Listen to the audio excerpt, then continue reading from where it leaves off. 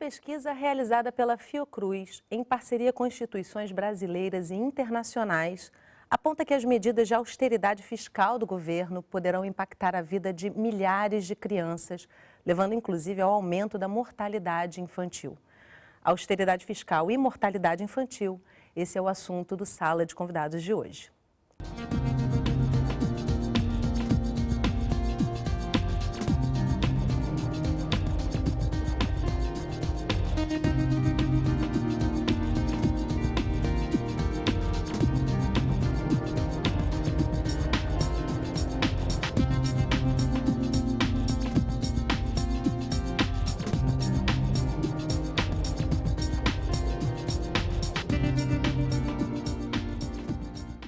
Para conversar com a gente estão no estúdio Rômulo Paes, especialista em política de saúde do Instituto René Rachou, da Fiocruz em Minas Gerais. Carlos Oqué, técnico de planejamento e pesquisa do IPEA, o Instituto de Pesquisa Econômica Aplicada. Silvana Granado, pesquisadora da ENSP, a Escola Nacional de Saúde Pública Sérgio Arouca, da Fiocruz. E André Lopes, diretor da Sociedade Brasileira de Medicina de Família e Comunidade. E você também é nosso convidado. Participe fazendo perguntas e comentários. Utilize o nosso site, canalsaude.fiocruz.br ou o telefone 0800 701 8122. A ligação é gratuita. Uma taxa de mortalidade infantil quase 9% maior em 2030, o que corresponde a um aumento de 20 mil óbitos evitáveis entre crianças de até 5 anos de idade. Esse parece ser o futuro do Brasil. Até 2030, quase 20 mil crianças menores de 5 anos podem morrer. É o que aponta um estudo da Fiocruz publicado numa revista científica norte-americana. Os pesquisadores apontam que este será o cenário futuro, consequência das medidas de austeridade fiscal, como a Emenda Constitucional 95, antiga PEC 241, que congela os gastos com programas sociais, como Bolsa Família e Estratégia de Saúde da Família. O cenário atual prevê que os orçamentos para estes setores aumentem apenas seguindo a inflação do ano anterior.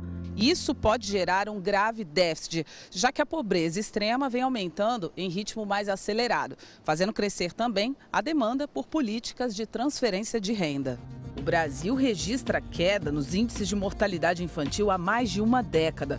O país, inclusive, atingiu a meta dos Objetivos de Desenvolvimento do Milênio, que era de combater a desnutrição e reduzir a mortalidade infantil em 2/3 até 2015. Naquele ano, segundo a Organização Mundial de Saúde, o índice de mortes até os 5 anos de idade no Brasil foi 73% menor do que em 1990. No entanto, de 2015 para 2016, o país começou a caminhar no sentido contrário. A mortalidade infantil cresceu 11% neste período, de acordo com dados do DataSUS. Isso já colabora com a prospecção feita pelo estudo da Fiocruz, que projetou 3 cenários diferentes, levando em consideração uma suposta recuperação da crise econômica com redução da pobreza extrema. Todos indicaram um impacto negativo com os cortes dos programas sociais sobre a mortalidade na infância, principalmente nos municípios mais pobres. Para Maria do Carmo, pesquisadora da Fiocruz, 2 componentes essenciais causam este impacto: perda do poder de consumo da população e ausência de políticas sociais. E ambos falam sobre a ausência de alimentos. É totalmente inaceitável para nós e precisa de ser revisto imediatamente, porque não tem cabimento no ano, quase na metade do século XXI, nós estarmos aqui no Brasil convivendo com níveis de mortalidade desse tamanho e com o recrudescimento de situações que nós já havíamos superado. Bom, primeiramente, muito obrigada pela presença de vocês aqui com a gente no estúdio. Rômulo, eu começo com você para a gente trazer um pouquinho mais dessa pesquisa que a gente rapidamente fala na reportagem, dados assim realmente importantes e assustadores, né? Como é que foi o processo dessa pesquisa e o que mais te chamou a atenção diante desses dados? Essa pesquisa é continuidade já de uma linha de investigação onde nós buscávamos conhecer o impacto das políticas públicas sobre a saúde da população. O foco em menores de 5 anos se dá principalmente porque é uma população muito sensível a mudanças de conjuntura. Em contextos econômicos, por exemplo, graves, onde há uma redução da renda, uma redução do emprego e, portanto, uma redução das condições de vida no domicílio, temos uma reação em termos de indicadores de saúde. Por isso, então, escolhemos essa população. Agora, fizemos um exercício de quais os efeitos da Emenda Constitucional 95 sobre duas políticas essenciais para a saúde de menores de 5 anos. No caso, o Bolsa Família, que é um programa de transferência de renda condicionada, o maior programa de transferência condicionada do mundo, e a Estratégia de Saúde da Família, que também é um dos exemplos em termos de política bem realizada num país como o nosso, num país de renda média, como é o caso do Brasil.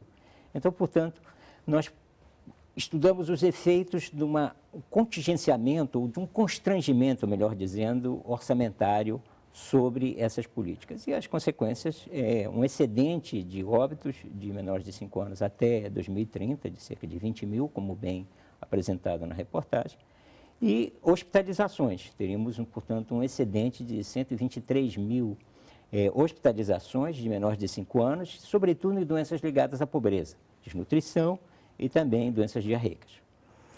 Carlos, o IPEA, no caso, sempre observando aí as questões econômicas do país de uma forma profunda, qual é o impacto dessa emenda constitucional 95 na economia no geral? Parece, a princípio, quando aprovada, que teria um impacto apenas na economia de recursos, mas não vai só nesse sentido, né? Essa política ela é extremamente perversa, de um lado, para o conjunto das demandas populares, mas ela é também irracional do ponto de vista econômico.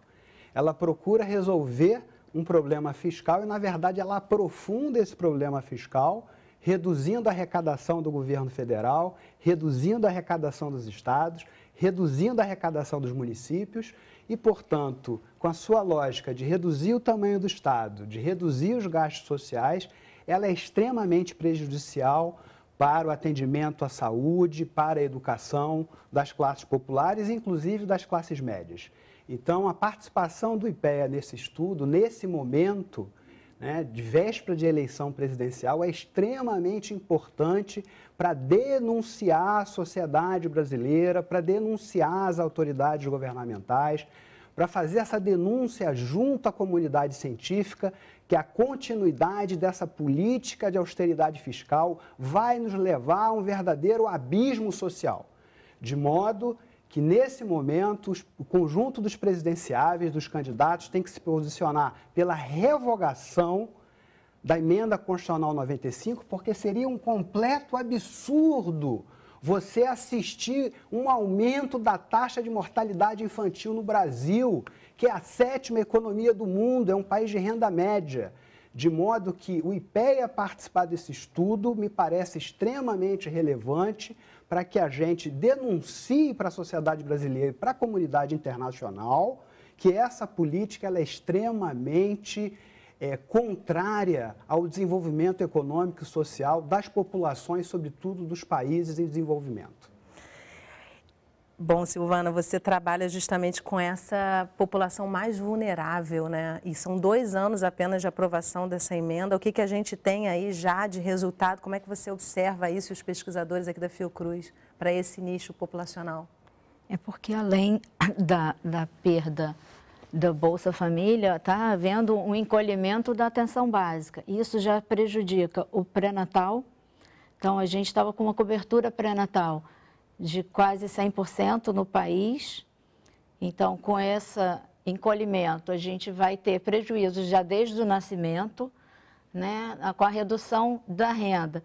Vai ter mais, vai voltar a aumentar, né? A gente estava sem ter a fome no país, conseguiu reduzir, a gente vai voltar a ter desnutrição infantil, o que, como já foi dito, vai aumentar internação e aumentar muito mais também o óbito nos menores de 1 ano, que representam a metade dos óbitos na infância, né? Até 5 anos, a metade ocorre no 1º ano.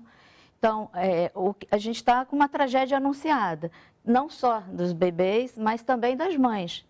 A gente já está mostrando um aumento da mortalidade materna no país, que já era vergonhosa e está crescendo até mesmo aqui no município do Rio de Janeiro.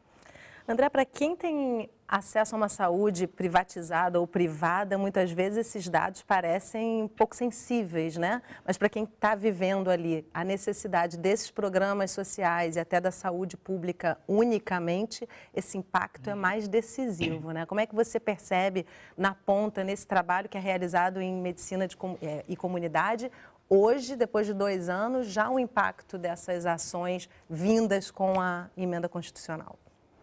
Acho que a própria pesquisa mostra isso, né?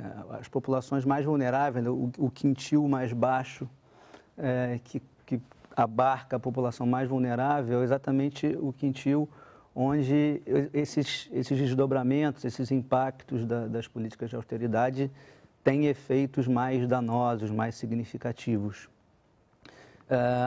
A medicina de família e comunidade é a especialidade por excelência para a atuação na atenção primária, né? No mundo inteiro a gente tem a figura do médico de família como um protagonista-chave nesse espaço de atuação. No Brasil, a estratégia de saúde da família é o modelo de atenção para cuidados primários da população. A gente tem uma cobertura significativa da população do país e muitas vezes com uma capilaridade, com uma penetração nos ambientes, nas vidas, nas dinâmicas comunitárias, com bastante intensidade. Claramente, a gente percebe que tanto as políticas de transferência de renda condicionada, quanto a estratégia Saúde da Família, enquanto modelo de atenção, tem trazido repercussões muito positivas para essa população ao longo do tempo, né?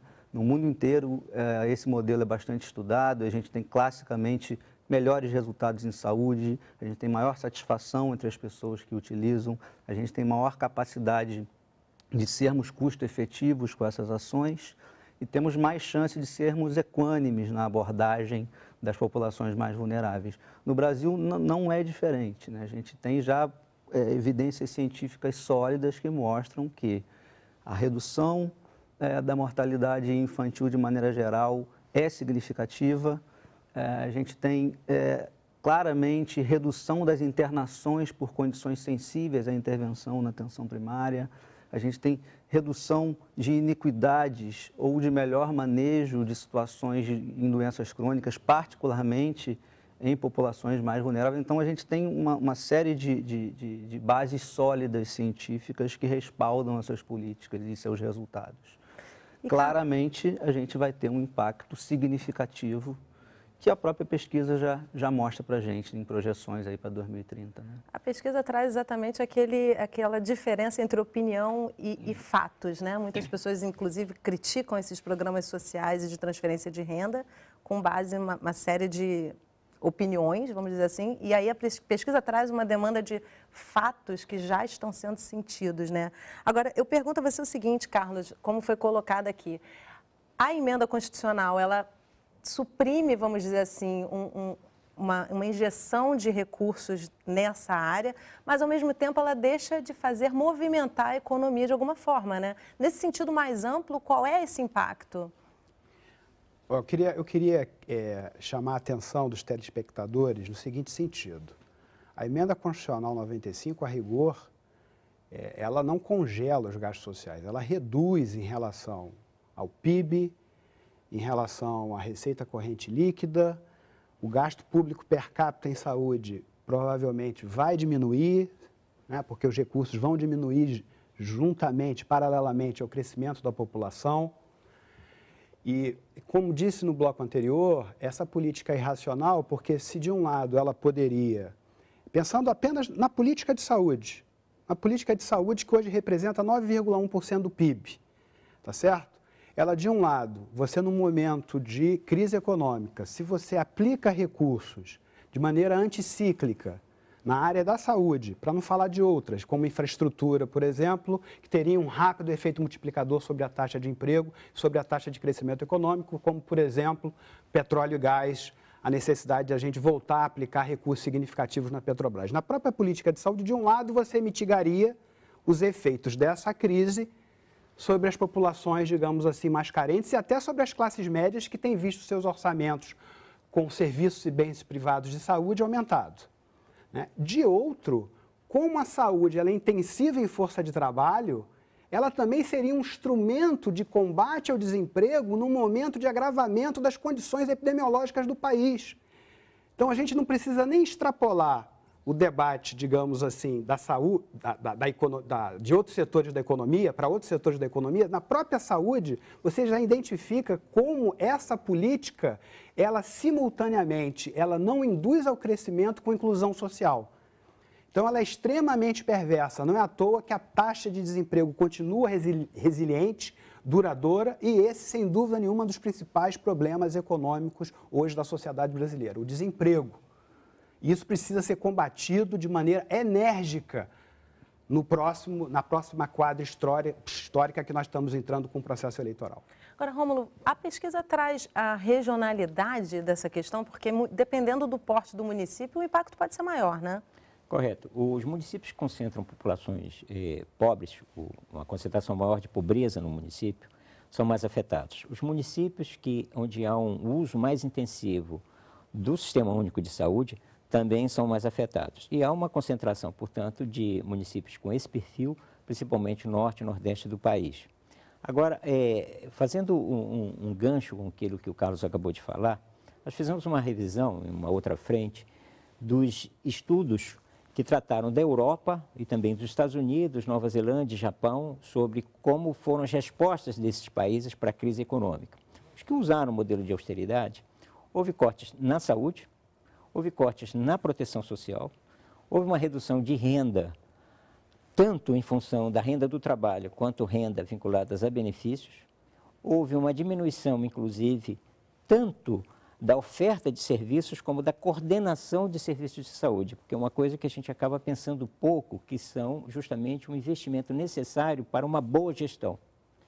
Todas essas questões culminaram com uma mudança em termos de atitude de risco. Houve, por exemplo, no caso da Europa, até aumento no caso de infecção por HIV.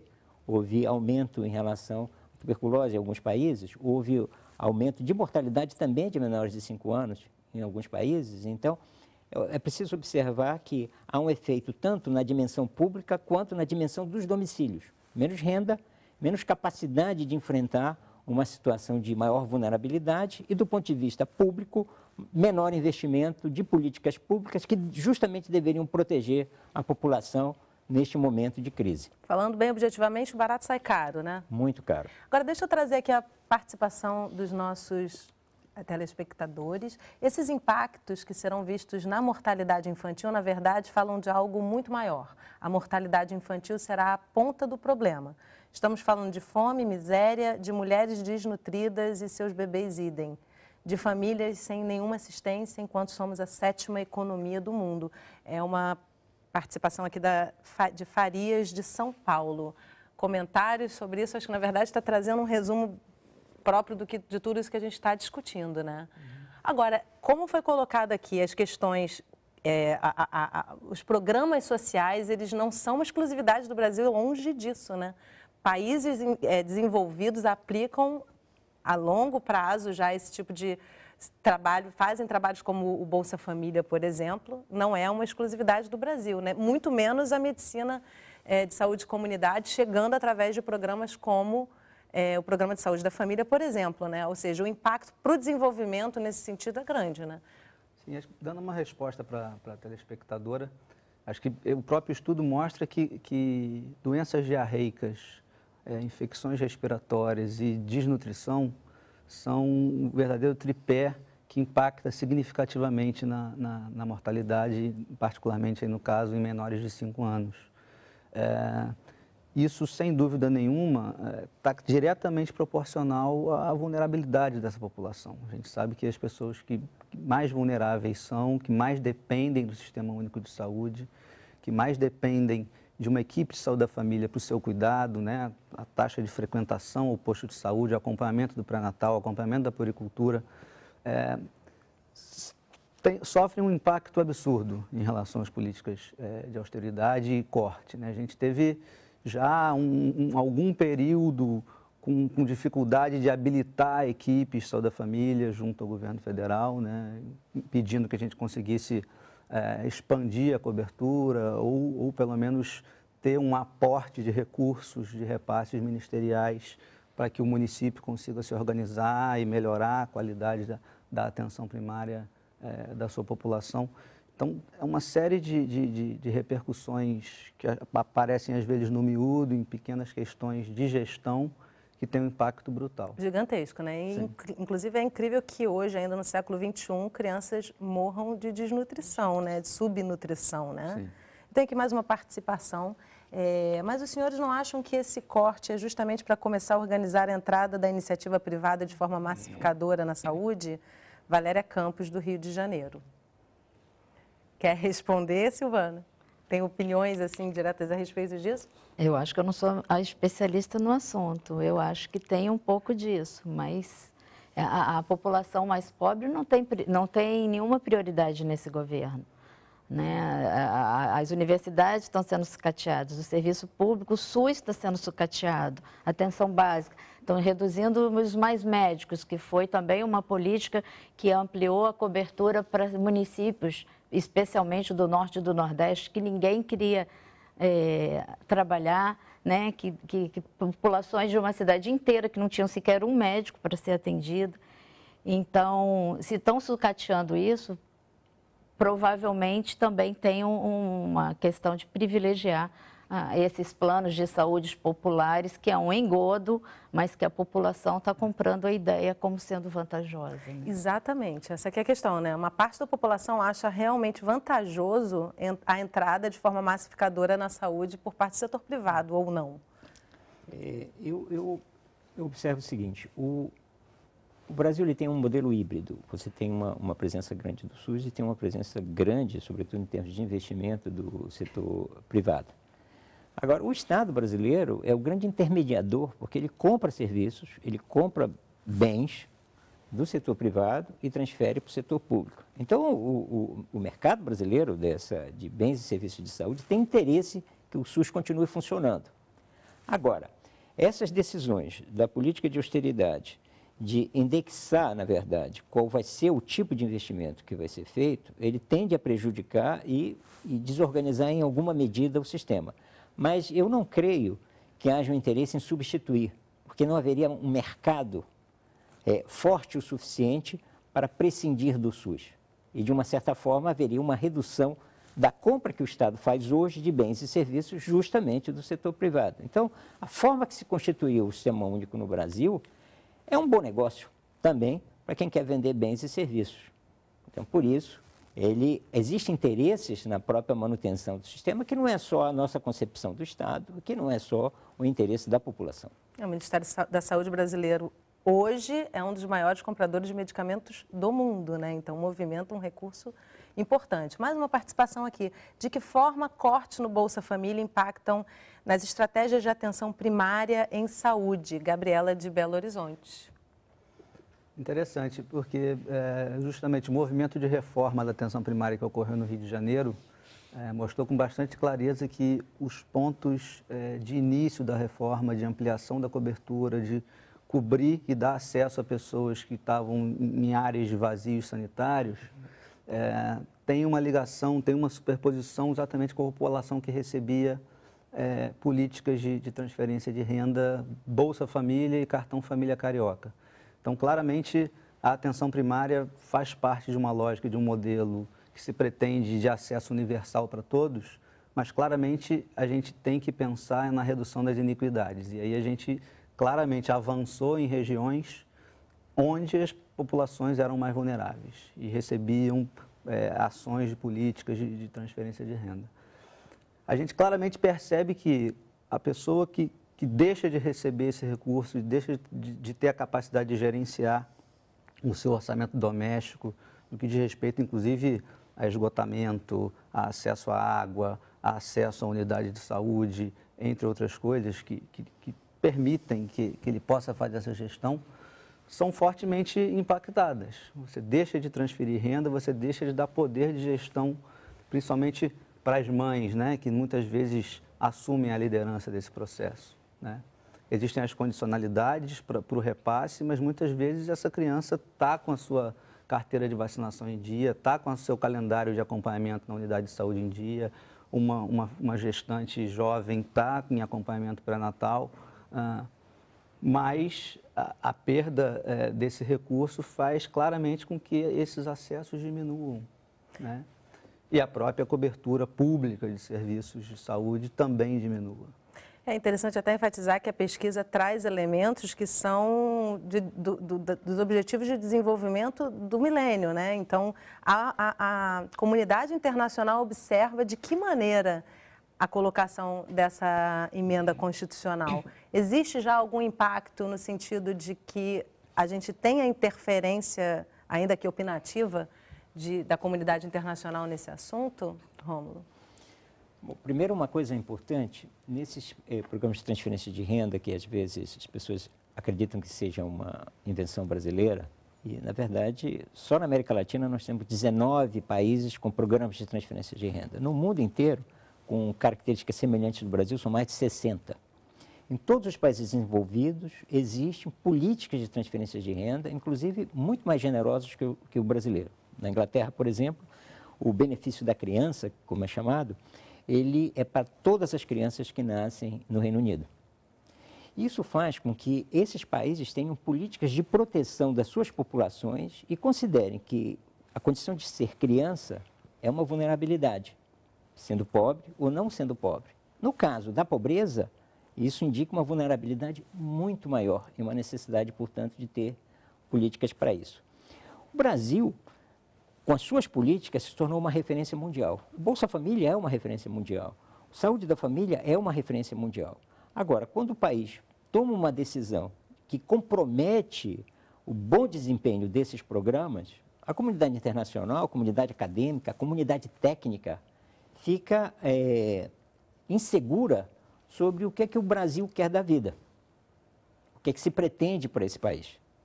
E isso é ruim, porque o Brasil deixa de ser uma referência positiva para ser uma referência preocupante.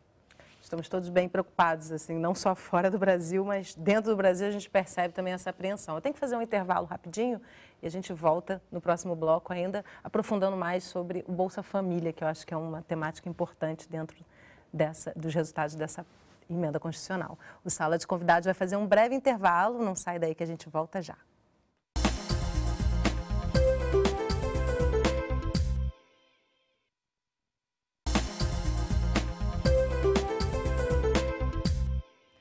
O Sala de Convidados está de volta, conversando sobre medidas de austeridade fiscal e as consequências nos índices de mortalidade infantil.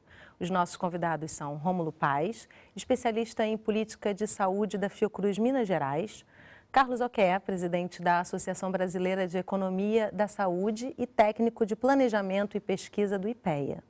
Silvana Granado, pesquisadora da ENSP, a Escola Nacional de Saúde Pública da Fiocruz, e André Lopes, diretor da Sociedade Brasileira de Medicina de Família e Comunidade. E você também é nosso convidado. Participe fazendo perguntas e comentários. Utilize o nosso site, canalsaude.fiocruz.br ou o telefone 0800 701 8122. A ligação é gratuita.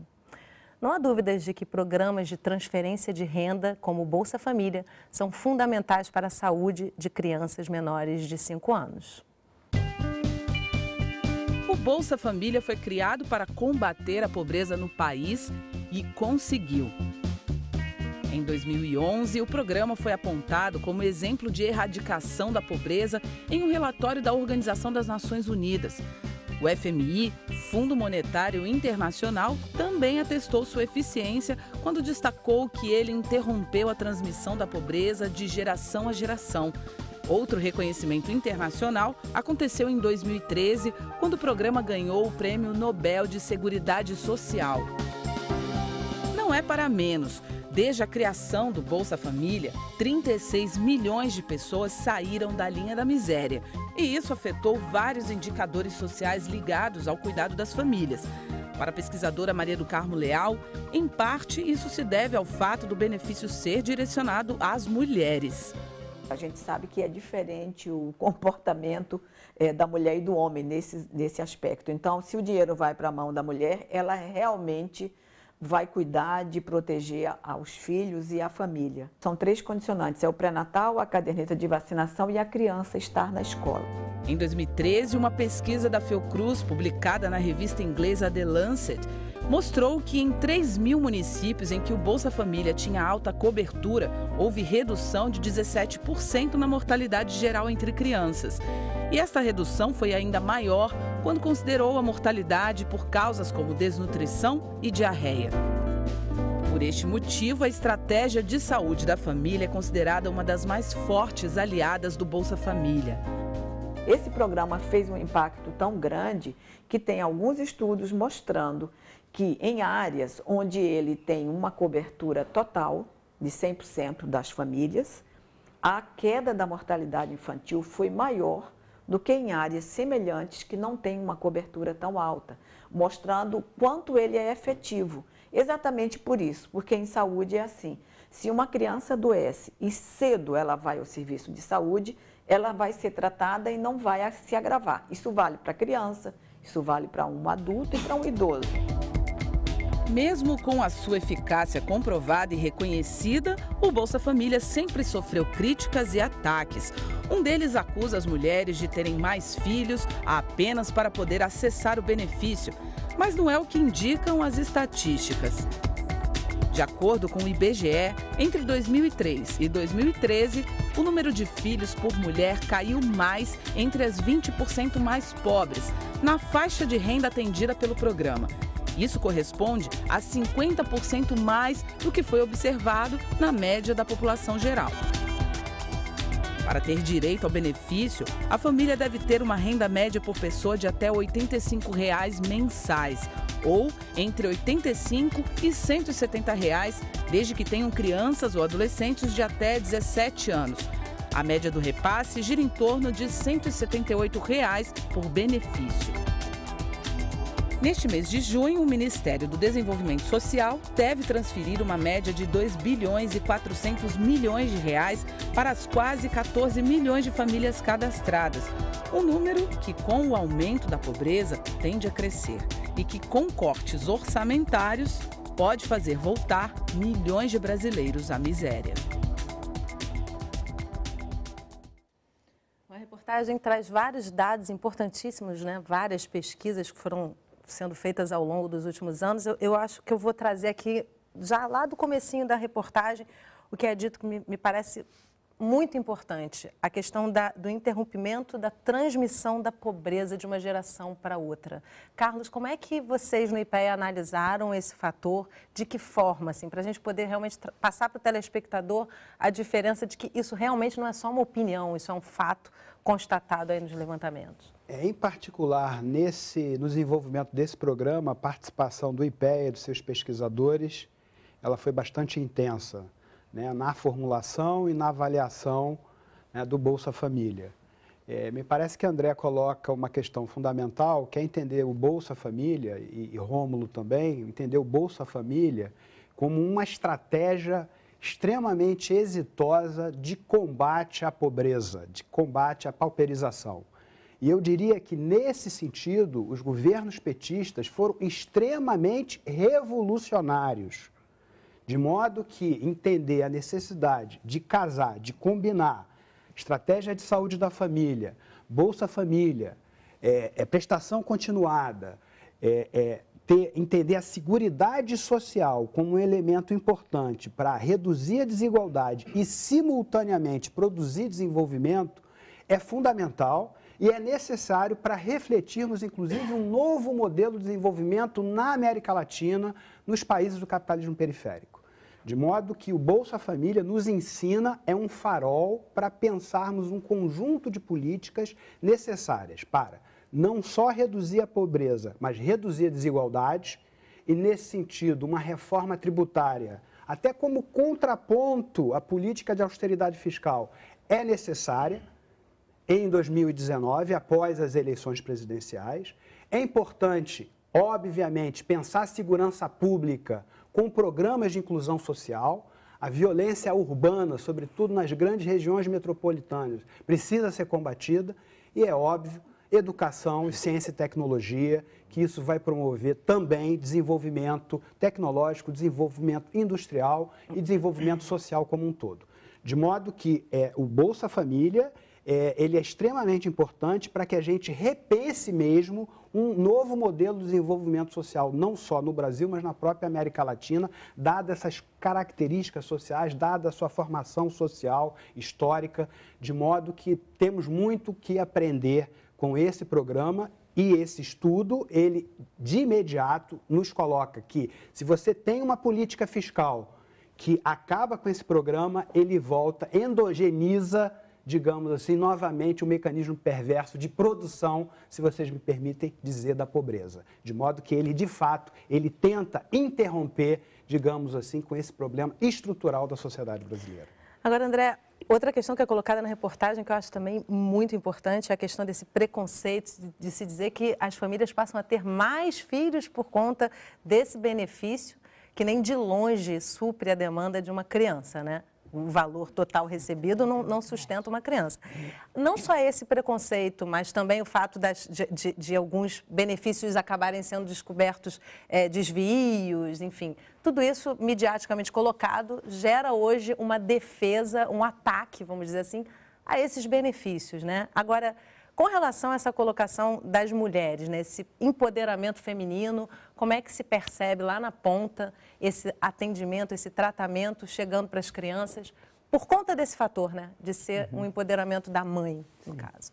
Eu já tinha citado isso antes, acho que essa questão da mãe enquanto chefe de família, a gente tem em regiões vulneráveis, muito vulneráveis, há muitas vezes a ausência do pai já em 2, 3 gerações, principalmente regiões de conflito armado intenso, você tem a figura do pai, a figura masculina, né, que muitas vezes é substituída por um tio, por um avô, uma figura masculina na casa, às vezes até o filho mais velho, mas claramente a gente tem às vezes essa perda dessa figura já há 2, 3 gerações atrás acontecendo. A mãe tem esse papel fundamental de fazer um pouco a gestão da casa e a gestão do cuidado e da oferta de qualidade educacional e de saúde para os seus filhos, essa preocupação importante desse cuidado. Claramente, o acesso a uma unidade de saúde, com acesso a métodos anticoncepcionais, a um grupo de educação em saúde que trabalha a questão do planejamento familiar, do planejamento reprodutivo, o acesso ao pré-natal, o acesso às consultas naquele momento crítico da vida das pessoas, né? A estratégia da família, com uma lógica de atenção primária à saúde, trabalha com atributos essenciais, né? Acesso, coordenação do cuidado, integralidade. A perspectiva longitudinal do cuidado, essa presença próxima da vida das pessoas, que faz com que elas contem com as equipes ao longo do tempo, permite muitas vezes intervenções, a colega colocou na reportagem, em períodos iniciais de quadros difíceis, né? Não só do ponto de vista biológico, né? Períodos prodrômicos de doenças que podem ser doenças infecciosas importantes, não só para a mulher, para a gestante, para a criança, mas também dá uma perspectiva de segurança, de confiança, de relação ao longo do tempo, né? Então, as pessoas passam a confiar, passam a utilizar, se apropriam daquele equipamento de saúde como sendo delas, confiam na sua equipe, confiam no médico, na enfermeira, nos agentes comunitários que estão ali fazendo a intermediação desse cuidado. E isso naturalmente faz com que o cuidado em saúde, os resultados de saúde sejam melhores, né? A taxa de natalidade diminui, sim, porque são mulheres jovens que passam a ter acesso à informação, passam a ter acesso a ações educativas e passam a ter acesso ao cuidado em saúde. Silvana, eu ia te pedir. A gente fez um estudo para a Fundação Abrinq, com nascimentos e óbitos de menores de 5 anos recentemente, e o que a gente olha aqui também, complementando isso, o nível de educação das mulheres nesses últimos anos aumentou barbaramente. Então, isso também contribui para a queda da natalidade, para, né, da queda e melhoria no cuidado do recém-nascido. E isso tudo está sob risco com essa austeridade proposta no governo. E sobre a mortalidade infantil, complementando o que você tinha falado antes, desse período, né, de instalação da Bolsa Família, a gente pondo num gráfico do início dos anos 2000 até 2015, a mortalidade infantil nos menores de 1 ano foi de quase 30 para menos de 14. Não é por acaso, acho que uma queda, pouco, né? observar essa, não pode dizer que foi um acaso. Né? Então, tem essa função, não só da atenção básica, muito mais presente, muito mais próximo que ele acabou de falar, mas a questão desse complemento da Bolsa Família. A Bolsa Família não é só para a família, ela gera, e isso eu estou falando não como uma especialista, mas de vivenciar, muitas vezes, estudos que a gente vai nessas cidades que recebem, gera o dinheiro na cidade. Né? O comerciante passa a ganhar, o construtor. Então, essa Bolsa Família, ela faz o dinheiro ser movimentado na cidade. Então, não é só a família que é beneficiada, é toda a comunidade. Então, eu acho que a gente não pode deixar... É de um egoísmo, assim, absurdo quando as pessoas falam esse tipo de coisa, que a mulher vai ter mais filho. É como se quisessem que a desigualdade fosse mantida o tempo todo. Isso assim... Eu acho que é entristecedor, porque eu acho que é um período que o Brasil está vivendo de menor consideração pela outra classe social. Eu até falei aqui fora muitas pessoas não se importam que a mortalidade infantil venha caindo. E eu acho que isso é dramático. Eu não sei o que está acontecendo com o brasileiro. Sabe assim... uma polaridade para nós é um choque, né? Para outras pessoas isso não tem a menor importância. Ele deve achar, se ela tem 5 filhos, para que ela precisa de mais filhos? Morrer é melhor, que depois ele vai virar bandido, ele vai virar... Infelizmente tem esse pensamento mesmo. Realmente uma polaridade não só de ideologia política, mas classista, sobretudo, né? Sim. Eu queria justamente contribuir com essa sua reflexão. Um sociólogo argentino chamado Guillermo O'Donnell criou um conceito muito interessante, refletindo sobre as crises dos anos 80, que ele chamou de dessolidarização. De que em contextos de crise, tanto o Estado quanto os indivíduos passam a vivenciar esse tipo de sentimento de dessolidarização, de não se importar com o outro, de buscar uma solução para os seus problemas, mesmo que custe ao outro, aos outros, e aí nesse caso, sobretudo aos mais pobres, essas medidas. Eu acho que esse conceito precisa ser recuperado. Até por conta da contrapartida que o Bolsa Família trazia, como já foi dito, reforçado aqui várias vezes, esse benefício ele acabava não só gerando uma produção de movimento econômico, né, Carlos, mas também trazia essa necessidade da família ter esse acompanhamento de longa duração. Deixa eu trazer aqui mais uma participação para a gente colocar aqui na nossa roda de conversa. Mas eu não entendo o que o governo tem a ganhar com tanta desgraça. Aumento de hospitalizações, de uso de medicamentos, de mortes, de pessoas economicamente ativas que terão que parar de trabalhar para cuidar dos filhos. Afinal, qual é o rumo do barco? Essa pergunta é de $1 milhão, né? Quer dizer, não sei se é tão difícil responder.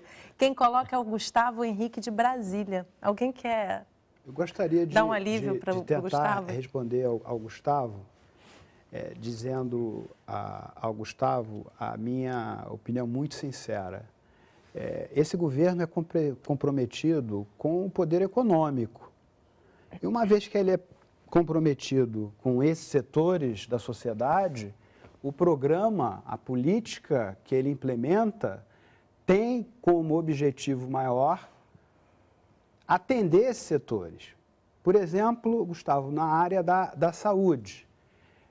De fato, Rômulo, e aí dialogando um pouco com a fala de Rômulo anterior, de fato, quando você reduz o tamanho do Estado, quando você reduz o gasto público em saúde, você favorece o setor privado, sim um movimento de privatização, dentro e fora do SUS, porque você troca a atenção primária pela atenção especializada e provavelmente com o paciente, o cidadão, numa condição de saúde pior.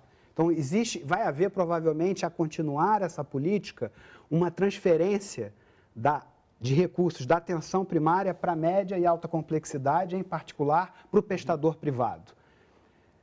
E o que eu gostaria de dialogar com o Rômulo, que isso é feito, Gustavo, com o aumento dos subsídios do Estado ao setor privado. Como existe um baixo financiamento público, são subsídios, são recursos que em 2015 atingiram 32,3 bi, que equivalia à época quase 1/3 do que o governo público, o governo federal, perdão, aplicou na saúde, que foi 100 e alguma coisa, né? Isso vai para o setor privado.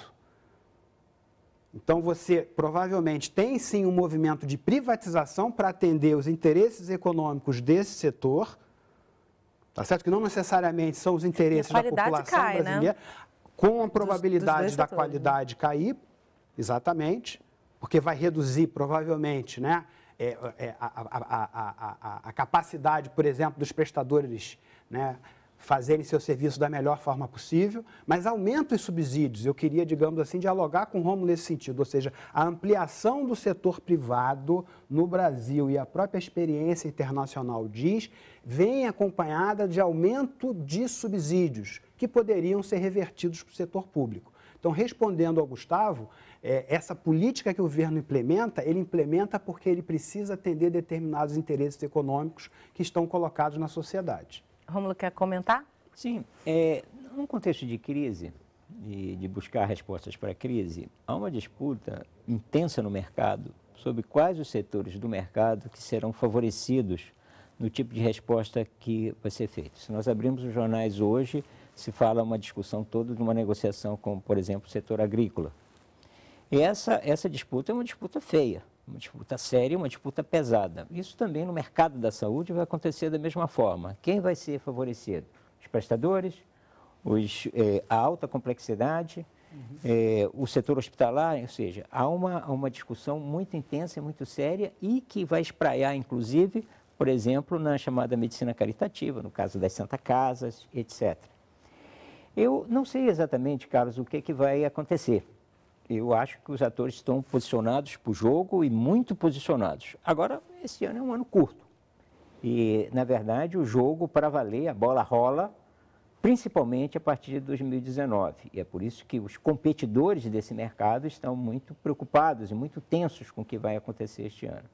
O que eu penso é que, do que interessa à população brasileira, enfraquecer o SUS é um péssimo negócio para a população brasileira. Enfraquecer a sua política de proteção social é um péssimo negócio. E para onde o barco vai também depende da gente. Depende da nossa capacidade de reação, cidadãos e pessoas no sentido mais geral, de o que vão querer para este país. Então, o negócio é que, muitas vezes, uma leitura muito fria diz o seguinte, olha, vamos ter um preço alto neste momento para rapidamente nos recuperarmos num período mais curto. Acontece que a diferença entre recuperação econômica e a percepção disso pela população mais pobre, segundo estudos da CEPAL, pode levar até 20 anos. Esses impactos serem sentidos também, né? E mais, em alguns países, Honduras está vivenciando isso exatamente nesse momento. O país cresceu 5,5% no ano passado e a pobreza aumentou. O México, que tem eleições domingo, está justamente discutindo isso. O crescimento de 2,5%, mas a pobreza aumentando. Então, o fato de uma recuperação econômica não necessariamente traz resultados positivos, imediatos, sequer de médio prazo, para a população mais pobre. Agora, não há um preconceito... Você quer fazer algum comentário? Desculpa, André. Eu acho emblemático essa questão no momento que a gente está exatamente comemorando 40 anos da Conferência de Alma-Ata e 30 anos do SUS, né? Um momento exatamente de resgatar os valores de Alma-Ata em relação à cobertura universal de sistemas de saúde, APS abrangente, né? Que não tem um olhar só biológico, mas todo olhar contextual, de determinismo social do processo de saúde e adoecimento das pessoas. E o SUS com 30 anos, né, de vida e com grandes avanços significativos, inclusive com o seu modelo de atenção primária sendo aí celebrado mostrando efetividade, né, através de estudos robustos cientificamente, mas também sendo celebrado como uma experiência super exitosa, Brasil afora e na comunidade internacional também. Então, a saúde enquanto direito, né, colocar isso em xeque nesse momento, acho que é exatamente você colocar em risco um retrocesso absurdo em relação às políticas de proteção social e de cobertura universal para sistemas de saúde, que são conquistas importantíssimas da população brasileira ao longo do tempo. Né? O SUS é extremamente audacioso nesse sentido, né? Poucos sistemas são tão abrangentes quanto o SUS, maior cobertura, se propõe a esse padrão de cobertura populacional, sem dúvida. Agora, Mas acho super emblemático isso. Coloco a vocês uma questão que é com relação a um preconceito que eu acredito que talvez exista de uma grande parcela da população que considera que não utiliza o SUS, então, e tão pouco utiliza-se ou se impacta pelas políticas sociais, né? Pelas políticas de distribuição de renda. Existindo esse preconceito, uma grande parcela da população acaba atacando essas iniciativas. Nesse sentido, você trouxe, Rômulo, a questão de, dependendo de como nós vamos nos colocar, como é que uma sociedade com esse posicionamento tão dividido hoje por conta dessas questões se coloca nesse momento, assim, se coloca paralisada de certa forma, né? Eu gostaria de começar respondendo com a famosa frase do Galileu, pensando a sociedade brasileira, e no entanto ela se move, né? E no entanto ela se move. Devagar não é parado, né? Não, ela se move, né? Continua, né? Eu penso que essa é uma experiência de traumas sucessivos que o país está vivendo do ponto de vista social e do ponto de vista econômico, tanto os aspectos da crise quanto os aspectos políticos e agora todo esse momento ainda de intensa vivência da crise. E penso que as pessoas começam a vivenciar, inclusive, um pouco dessa narrativa inicial de que se encontraria uma solução rápida para o país e essa solução não veio. E não parece que virá num prazo médio, para ser, inclusive, bem razoável com essa discussão. Então, portanto, penso que as pessoas estão reconsiderando suas opções imediatas. Essa questão em relação ao SUS, as pessoas dizem, ou uma parte das pessoas dizem, o SUS não muda a minha vida. Isso até no momento que precisam de vacinas, até no momento que tem um câncer, por exemplo, ou até um momento em que prestam atenção nos outros. O SUS é uma experiência exitosa, é uma experiência de alta cobertura. A perda disso terá um impacto dramático no país. Mas não penso que essa possibilidade esteja em pauta. Não penso que nem que alguém que tem um projeto de privatização absoluta, por exemplo, do serviço público brasileiro, tenha isso como agenda. O que pode acontecer é o que eu chamo de uma transição regressiva. É uma perda de indicadores positivos em relação à saúde, em relação ao bem-estar. Uma desorganização progressiva em relação ao que nós já constituímos, mas isso tem limite. E eu acredito na resiliência da política pública brasileira e eu acredito na resiliência da sociedade brasileira em relação a um ataque muito brutal sobre o nosso nível de bem-estar. Então, nesse sentido, eu sou otimista, apesar da crise. Que bom. A gente está caminhando para o finalzinho do programa. Palavras, comentários finais, Carlos? Gostaria de dar uma contribuição para a reflexão da comunidade científica quanto à necessidade de superarmos a EC 95, pensando na possibilidade de utilizar parte das reservas internacionais num programa emergencial, não só na saúde, mas na área de infraestrutura e na área de petróleo e gás. Eu acho muito importante que sejamos otimistas, mas também entendamos as dificuldades de, num primeiro momento, mesmo que aqueles setores que defendem um modelo de proteção social, a redução da desigualdade, vençam as eleições, ou seja, que a desigualdade não seja um valor positivo, né? É importante que pensemos as dificuldades de aprovar uma reforma tributária ou mesmo de renegociar a dívida de estados e municípios em função da dívida, do déficit primário hoje, ou mesmo a possibilidade de fazer uma auditoria da dívida interna. Então, é importante, dado essa disputa em torno do fundo público muito acirrada, dado o grau da crise econômica, é importante que, num primeiro momento, pensemos num fundo público, as reservas internacionais, que hoje totalizam 380 bilhões de dólares, usar uma pequena parte desse recurso em programas que têm um duplo sentido: reduzir a desigualdade social, mitigar os efeitos da crise econômica e rapidamente promover o crescimento e atacar o desemprego. Então, eu gostaria de deixar no final do programa essa contribuição para que reflitamos sobre, objetivamente, como superar essa crise, como superar a emenda constitucional 95 e a austeridade fiscal. Porque, segundo os analistas de políticas de saúde, a recessão fere, mas a austeridade mata, como esse estudo está demonstrando. Caminho possível, pelo menos, né? Bom, a gente está já tendo que encerrar o programa. Eu quero agradecer muitíssimo a presença de vocês aqui com a gente hoje. Esse assunto, ele não termina aqui, né? Com certeza, a gente daqui a um ano ou menos, a gente precisará retomar essa conversa para ver onde é que a gente chegou. Muito obrigada pela participação de vocês, gente. Foi um prazer tê-los aqui com a gente. Obrigada. Se você quiser rever ou baixar esse programa, entre no nosso site, canalsaude.fiocruz.br. Você também pode acompanhar o Canal Saúde no Facebook e no Twitter do Sala de Convidados. O Sala de Convidados contou com a colaboração da NBR. A gente se vê na próxima semana. Tchau!